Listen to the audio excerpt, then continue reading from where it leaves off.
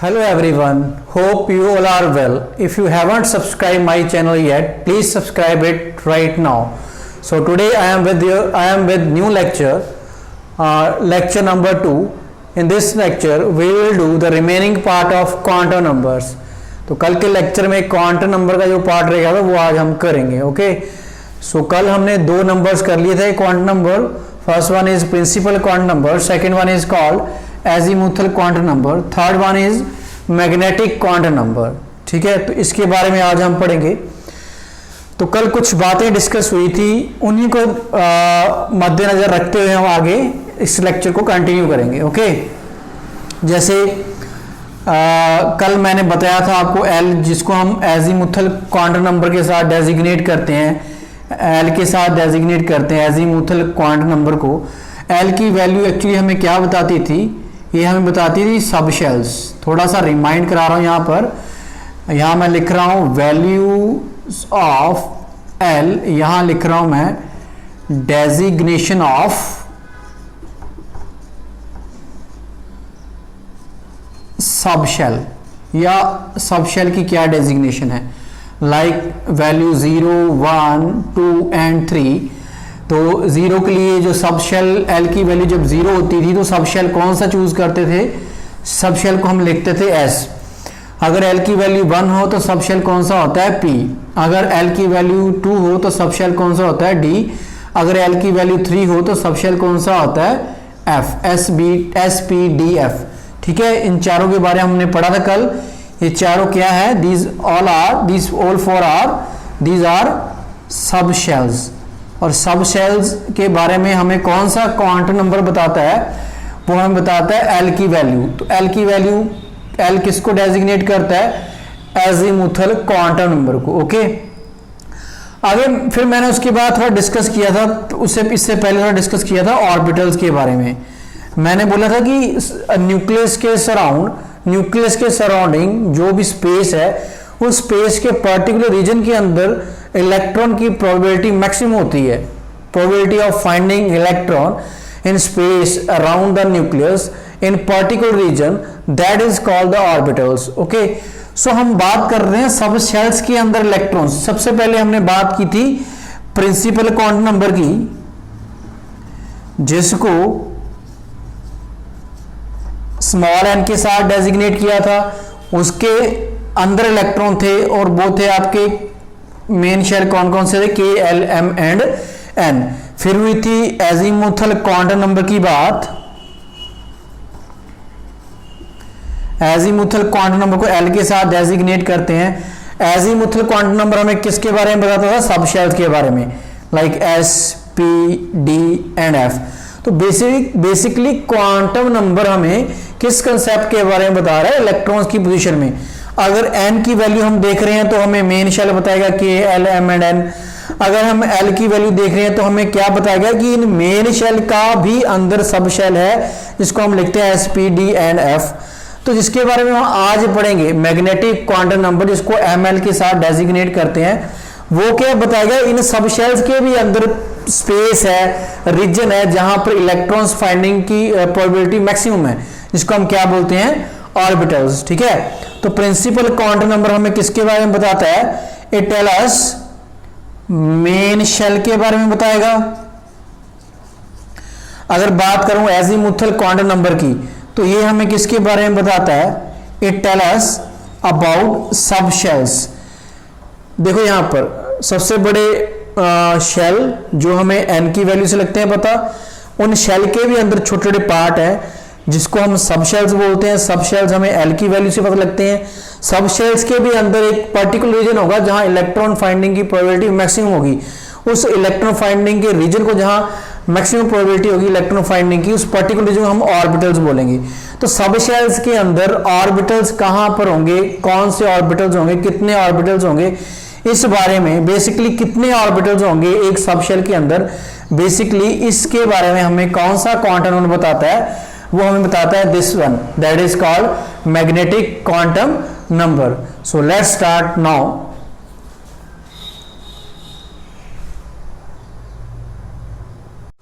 तो फिर magnetic quantum number हमें किसके बारे में बता रहा है? ऑर्बिटल्स के बारे में. This quantum number gives the number of orbitals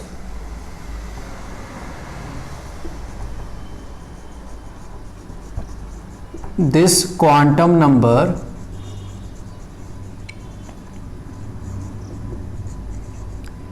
gives the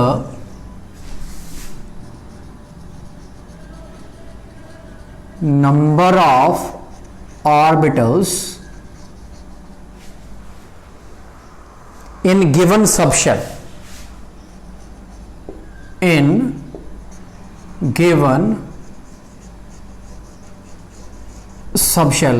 okay, और इस क्वांटम नंबर को हम ml के साथ डेजिग्नेट करते हैं. इट इज डेजिग्नेटेड बाय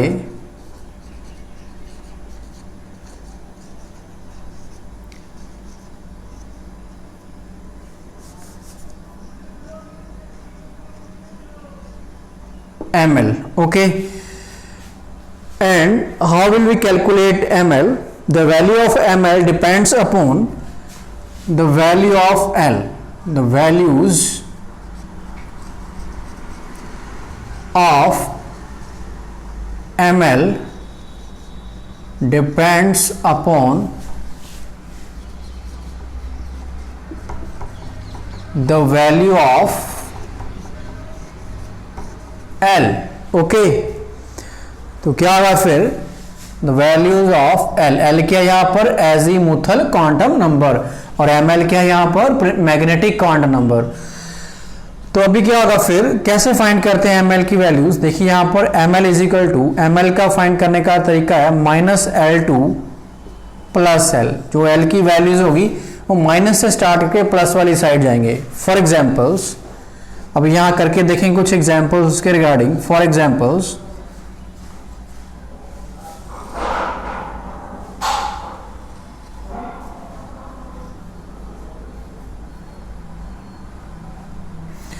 तो पहले मैं स्टार्टिंग से करता हूं स्टार्ट. ठीक है, if L is equal to 0, अगर L की वैल्यू 0 है देन ml कितने क्या आएगा? ml क्या होता है? कैसे फाइंड करते हैं? -L2 plus L. ओके, तो -L 0 कभी भी प्लस माइनस की नहीं हुई क्योंकि L की वैल्यू 0 है, तो इसके लिए वो सिर्फ एक ही वैल्यू आएगी, 0 आएगी. ml की वैल्यू कितनी आई है? 0. यहां पे आपने ये थिंग भी माइंड में रखनी है. क्या? Which one? Value of L और यहां पर subshell. Okay, value of L 0, 1, 2 and 3. Subshell 0 के लिए S, 1 के लिए P, 2 के लिए D, 3 के लिए F. ओके, सो यहां पर 0 है, तो 0 में इट मीन्स 0 मीन्स क्या हुआ? 0 means that is S subshell has only one orbital. क्योंकि अब L को लेके चलो ना, L 0 है, L 0 है, it means that is, इसका मीनिंग क्या है? That is S subshell has ml की जितनी वैल्यूज होगी वो हमें नंबर ऑफ ऑर्बिटल्स बताएंगे, जहां सिर्फ एक ही वैल्यू आई है जो कि है 0. ठीक है, L 0 है तो इट मीन्स सबशेल S है. इट मीन्स जो S सबशेल है उसके लिए ml की सिर्फ एक ही वैल्यू आएगी. अगर एक ही वैल्यू है इट मीन्स उसका एक ही ऑर्बिटल है. ठीक है, therefore S subshell has only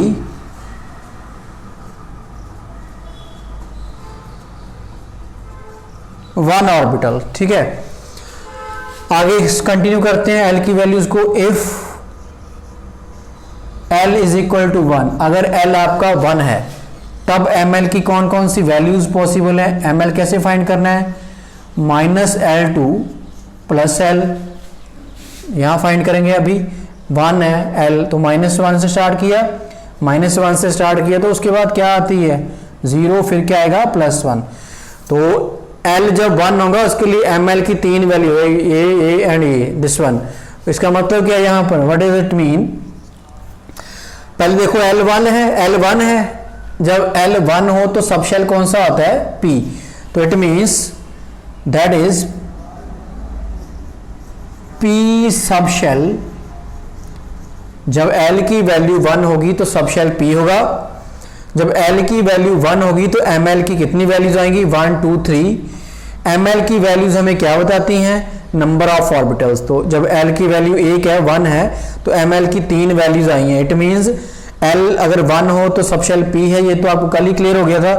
ML की वैल्यू L1 के लिए 3 आई है, ये वाली 3 वैल्यू है। It means P subshell के 3 आगे और ऑर्बिटल्स हैं, तो P subshell has 3 orbitals. Okay, और वो कौन कौन से होते हैं उसको डेजिग्नेट भी यहां पर करते हैं हम, एंड दे आर, कौन कौन से यहां पर उसको ऐसे लिख सकते हैं हम, कौन कौन से हैं 3 ऑर्बिटल्स, P-1, P0 और P+1, ठीक है। या फिर इनको ऐसे भी लिखते हैं, और Px, Py, Pz। Okay students, तो कोई भी आपके पास P सब शेल होगा, कोई भी प्रिंसिपल क्वांटम नंबर वाला, उसके अंदर 3 ही ऑर्बिटल होंगे, Px, Py एंड Pz, ठीक है। आगे कंटिन्यू करते हैं, अब L की 2 की वैल्यू लेके चलते हैं L के लिए। तो आगे इफ अगर L की वैल्यू 2 लेके चलते हैं, if L is equal to 2, अगर L 2 है तो उसके लिए ML की कौन सी वैल्यूज पॉसिबल है। ML का फॉर्म कैसे फाइंड करना है, -L2 + L, ठीक है। तो कितनी वैल्यूज आएंगी, -2 से स्टार्ट करेंगे, -2 -1 0 +1, यहाँ पे आ गया +2, जहाँ तक है माइनस से स्टार्ट के प्लस तक जाना है। यहाँ फिर आपको याद करवा देता हूँ मैं, L की वैल्यूज 0 1 2 3, सब शेल 0 के लिए सब शेल S आएगा, 1 के लिए P, 2 के लिए D, 3 के लिए F। तो यहाँ देखिए अब व्हाट डज इट मीन, क्या मीनिंग है अब इस चीज का, दैट इज L2 है तो L2 के लिए देखो L की वैल्यूज 2 के नीचे कौन सा सब शेल है, D। So it means D subshell has कितनी वैल्यूज आई है ML की, 1 2 3 4 एंड 5, हैज 5 ऑर्बिटल्स। और वो कौन कौन से हैं, दे आर, D के 5 ऑर्बिटल कौन कौन से होते हैं, DXY, DYZ, DXZ, DZ², DX² -Y², ये 5 ऑर्बिटल आते हैं D के अंदर, D सब शेल के अंदर। ओके, तो उसके बाद अब हम अगर वैल्यूज आगे लेके चलते हैं, like if L is equal to 3, L की वैल्यू 3 है तो ML की पॉसिबल वैल्यूज क्या आएंगी, फॉर्मूला क्या है, -L2 + L। तो 3 से स्टार्ट करना है, -3 -2 -1 0 +1 +2 +3। तो अगर L की वैल्यू 3 हो तो कौन सा सब शेल है, फिर इट मीन्स जब L 3 हो तो सब शेल कौन सा होता है, F। तो it means F subshell has कितनी वैल्यू है ML की, इसके लिए 1 2 3 4 5 6 7, हैज 7 ऑर्बिटल्स, क्योंकि ML की वैल्यू हमें ऑर्बिटल्स के बारे में बताती है। ओके, तो ऐसे हम ML की वैल्यूज L से देखकर फाइंड कर सकते हैं और नंबर ऑफ ऑर्बिटल्स किसी भी सब शेल के अंदर फाइंड कर सकते हैं। तो स्टूडेंट्स, ऑर्बिटल्स की जो नंबर है, how many number of orbitals, वो सेम है हर शेल के अंदर, चाहे वो सब शेल किसी भी प्रिंसिपल शेल का है, किसी भी शेल का है। लाइक S में हमेशा ऑलवेज कितने ऑर्बिटल्स होंगे, ओनली 1 ऑर्बिटल्स। ओके, P में अभी हमने फाइंड किए करके बताएं आपको, P के अंदर कितने ऑर्बिटल्स 3, D के अंदर कितने ऑर्बिटल्स 5, F के अंदर कितने ऑर्बिटल्स 7, ये अभी हमने फाइंड किया है। ओके, आई होप इतना लगा आपको पता। नेक्स्ट क्या करेंगे अभी हम,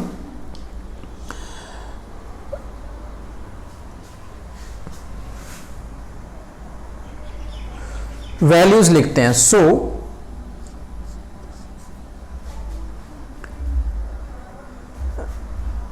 यहां मैं लिख रहा हूं सब शेल, वही जो मैंने ऊपर लिखा है अभी, इसको थोड़ा दोबारा लिख रहा हूं। सब शेल, यहां मैं लिख रहा हूं number of orbitals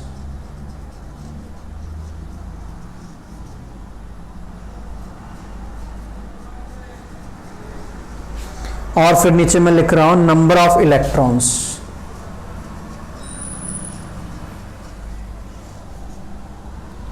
number of electrons, okay. तो अभी मैं यार सारा कुछ फाइंड करके आता हूं। और ऑर्बिटल्स की जब बात हुई थी, मैंने बताया था आपको कि एक ऑर्बिटल के अंदर वन ऑर्बिटल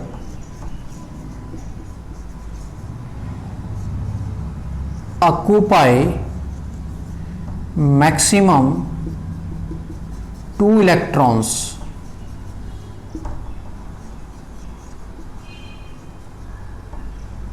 ठीक है, एक ऑर्बिटल के अंदर मैक्सिमम 2 इलेक्ट्रॉन आ सकते हैं, इससे ज्यादा नहीं आ सकते।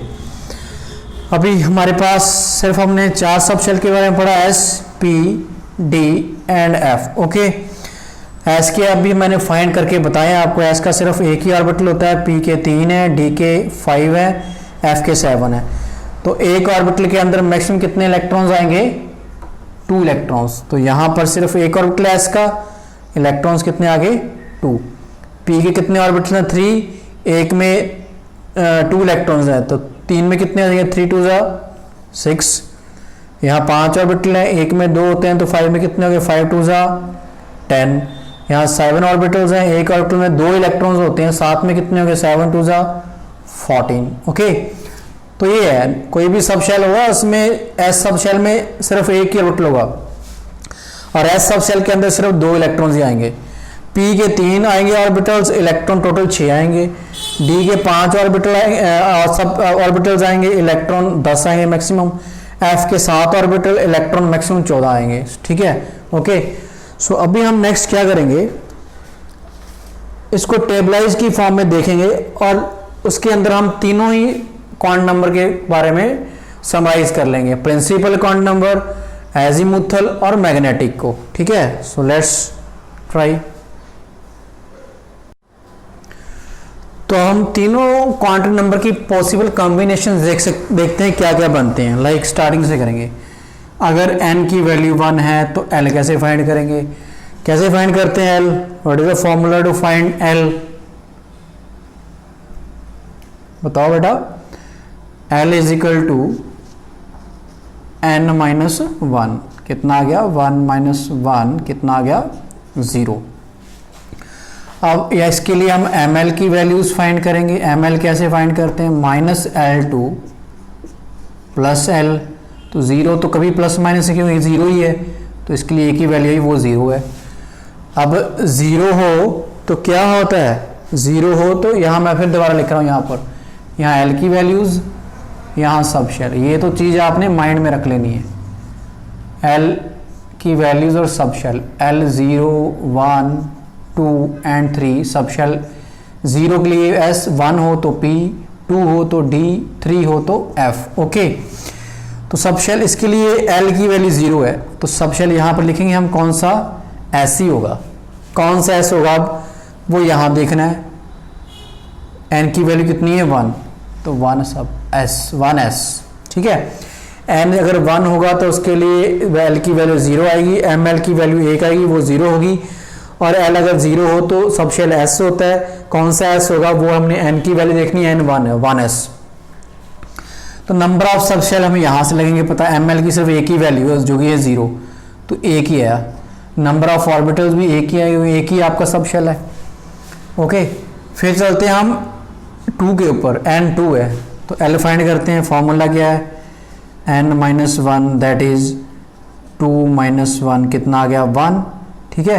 और आई होप अगर आपको याद है तो हम चलते हैं यहाँ पर डायरेक्टली n माइनस 1 ही लिखते। क्या लिखते थे? 0 टू n-1, ठीक है। तो अब क्या लिखेंगे फिर यहाँ पर L की वैल्यूज कौन कौन सी आ गई, एक 0 आ गई, एक कौन सी आ गई 1, ओके। तो अब इसके लिए ml की वैल्यूज ही फाइंड करेंगे, 0 कभी माइनस की नहीं होगी तो यहाँ पर सिर्फ 0 आएगी। इसके लिए ml की वैल्यूज फाइंड करेंगे, तो ml की वैल्यू -L2 + L चलना है, -1 0 और +1, ठीक है। सब शेल L 0 हो, 0 के लिए सब शेल S, L1 है सब शेल P। अब कौन से S कौन से P, N की वैल्यू कितनी है 2, ये 2S ये 2P। अब इनके लिए हम लिखेंगे सब शेल्स, S के लिए ml की वैल्यू सिर्फ एक ही है तो एक ही सब शेल आएगा, और P के लिए ml की वैल्यू 3 है तो कितने सब शेल आ गए 3। तो टोटल कितने ऑर्बिटल्स आ गए, जब n की वैल्यू 2 हो तो टोटल कितने ऑर्बिटल्स आ गए 3 + 1 4, ओके। आगे चलते हैं, जब n की वैल्यू 3 हो, n 3 है तो उसके लिए L की पॉसिबल वैल्यूज कौन सी आएंगी, फॉर्मूला क्या है 0 to n-1, 0 to n-1, n कितना है 3, 3 - 1 तो कितना आ गया ये यहाँ पर 0 टू 2, तो क्या फिर वैल्यूज आ गई L की पॉसिबल 0, उसके बाद क्या आएगा 1, उसके बाद क्या आएगा 2, ठीक है। तो फिर अब इनके लिए भी अलग अलग ml की वैल्यूज फाइंड करेंगे।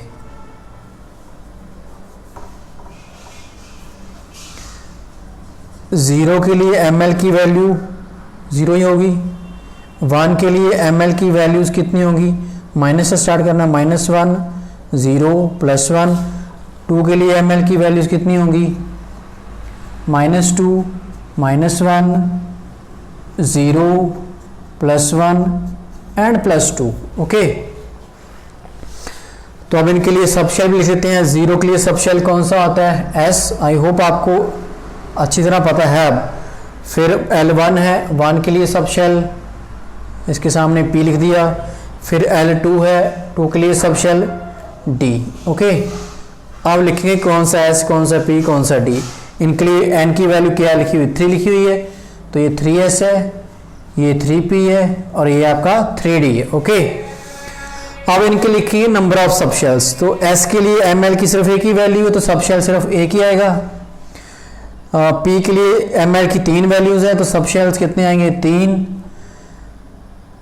D के लिए ml की कितनी वैल्यूज है 1 2 3 4 एंड 5, तो सब शेल कितने आएंगे यहाँ पर 5। तो जब n की वैल्यू 3 होगी तो टोटल ऑर्बिटल्स कितने आ गए यहाँ पर, एक ये है 3 ये 5 ये है, 5 3 8 कितने हो गए यहाँ पर total 9, okay. I hope clear आपको ये। सो what does it mean, if अगर n1 है, n1 मीन्स यहाँ पर क्या है स्टूडेंट्स k, n2 यहाँ पर मीनिंग क्या है l, और n3 की क्या लिखते हैं हम m। k शेल है, k शेल के कितने सब शेल हैं, सिर्फ एक ही सब शेल है, कौन सा this one 1s, okay. l shell के कितने सब शेल्स हैं, ओनली 2, कौन कौन से S एंड P। वो डिपेंड करेगा कि कौन सा है, ठीक है, बट है इतना ही है, ओके। ऐसी M शेल के सब शेल्स कितने हैं 3, S P and D, okay. तो आगे एक बच गया, वो करते हैं हम जब n की वैल्यू 4 हो।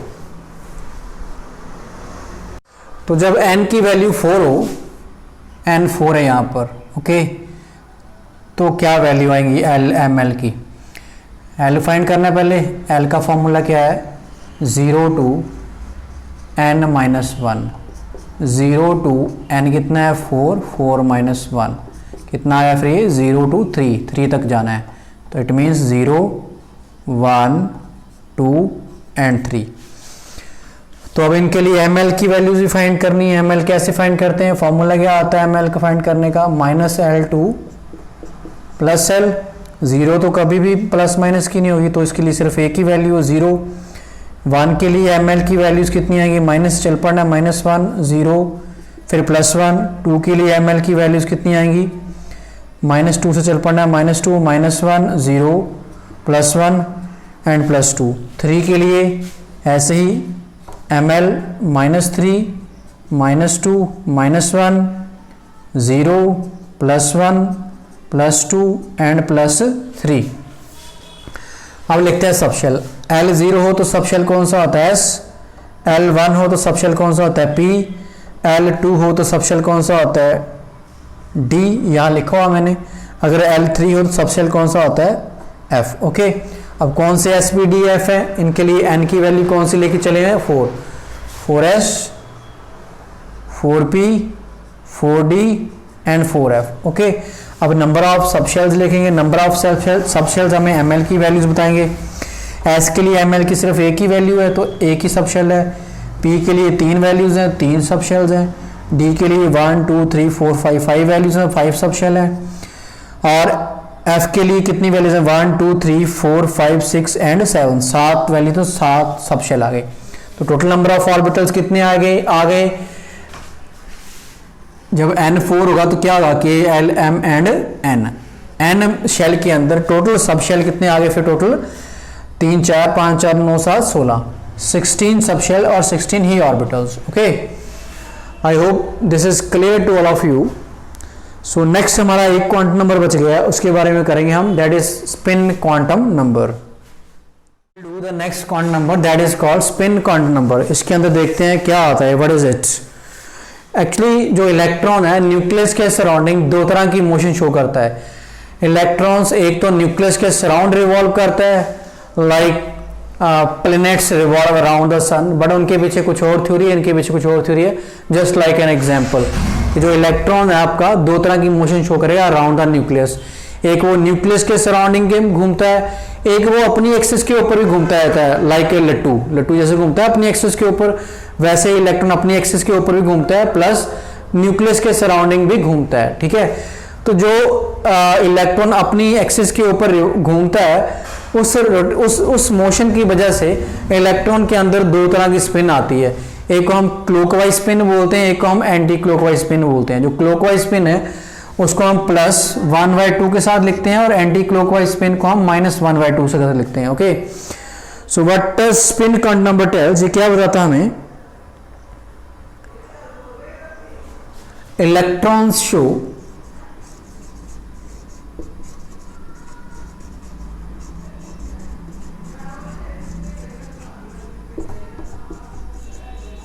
two types of spin।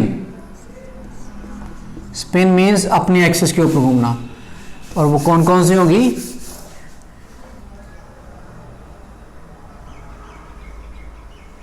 Clockwise and anti clockwise.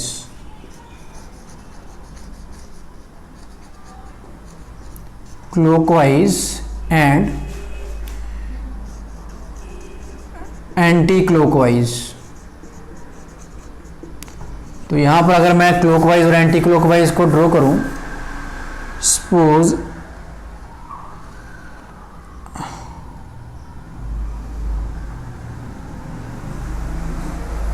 ये है इलेक्ट्रॉन अपने एक्सिस के ऊपर इवॉल्व कर रहा है। ठीक है, तो इसको अगर मैंने यहां पर क्लॉकवाइज और एंटी क्लॉकवाइज शो करना हो तो क्लॉकवाइज क्या होगा, दिस इज क्लॉकवाइज,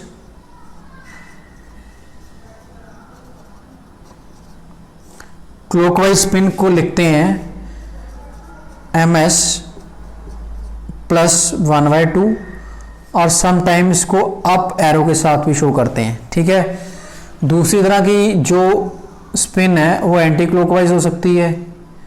दोनों ही possible actually, it is not definite that कि एक टाइम में वो क्लॉकवाइज है एक टाइम में एंटी क्लॉकवाइज घूमेगा, दोनों ही पॉसिबल है। तो this is anti clockwise. Anti clockwise को हम लिख सकते हैं ms -1/2 या फिर इसको डाउनवर्ड एरो के साथ भी शो करते हैं। ये पक्का नहीं है, स्पेसिफिक नहीं है, तो हम ms को ऐसे लिख सकते हैं, ms या तो +1/2 है या -1 और -1/2 है। Okay, so remember this. और ये वाला क्वांटम नंबर आपको क्या बताता है, दिस क्वांटम नंबर चारों में से क्वांटम नंबर 3 के ऊपर इंडिपेंडेंट, डिपेंड नहीं करता उसके ऊपर, ठीक है। सो what does mean, it means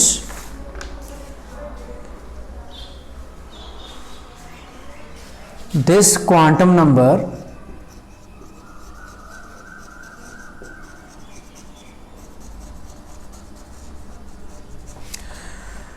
has a value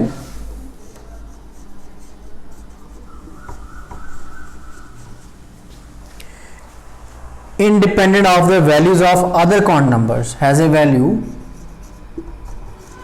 independent on the values of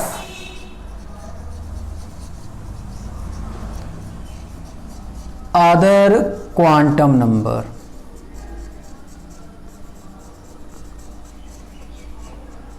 I hope ये क्लियर है आपको। So in the next lecture we will do what we will do in lecture number 3 we will discuss some problems based on quantum number that will often come in your board exams and NEET, JIPMER, other competitive exams. Okay students, I hope today's lecture was gone very well. Comment on today's lecture, and if you haven't subscribed my channel, please subscribe it and share it with your friends. So thanks to all of you for watching this video.